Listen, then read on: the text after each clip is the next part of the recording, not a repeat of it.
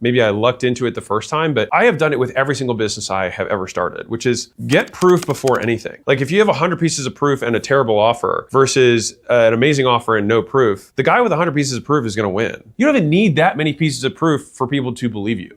You need proof that is similar enough to them that they will believe that what you did for that person will also work for them. And so the testimonials that I had one guy who lost 50 pounds. I had a girl who lost 50 pounds. I had a guy did like a recomposition. He stayed the same weight, but like looked crazy different afterwards. And so that kind of like covered a handful of different avatars for me later. Now that wasn't on purpose. That just kind of worked out to who responded to me, and they all had different goals, but it worked to show that I knew what I was doing. After I had my homies, this took me like 6 months. So mind you, it's like, I will take 3 minutes in this video to explain it, but it was 6 months of my life. And if you're like, man, I wanna get rich in 6 seconds, that's amazing. Wait for stage 4, because I'll tell you what I would have done differently to make this happen faster. But the second step I did was I asked them for referrals. Referrals are the most important type of marketing for a variety of reasons. Number one, referrals are free.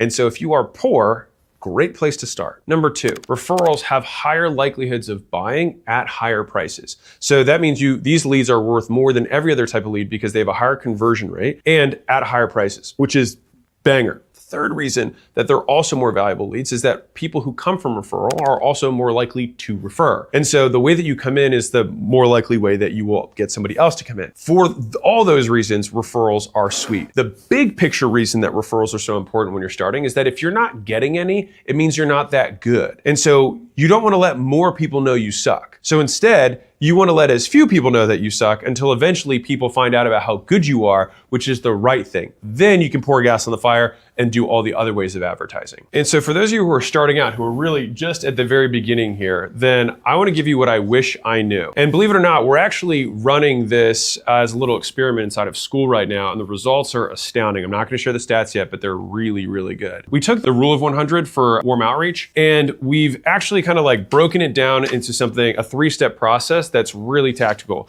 They're calling it the rule of 300. And if you don't know what the rule of 100 is, which I talk about in my $100 million leads book, it's the fundamental process of applying 100 repetitions to any of these things. So 100 warm outreaches means you reach out to people who know you. Mind you, it doesn't have to be your homies. Like you probably have 300 friends on Facebook and 500 followers on Instagram or whatever, all 300 people inside of your cell phone. Like those are all the people you know. You reach out one-on-one to 100 plus cold prospects, people who don't know you. You spend 100 minutes making content, and then you post that content. To be clear, you don't just spend 100 minutes making content and do nothing, you post it. And then finally, you can spend $100 a day on ads at minimum. All right, that's how you get started. Now, obviously you can spend more on ads, but you should spend at least 100 minutes making the ads, researching, looking at hooks, recording, etc.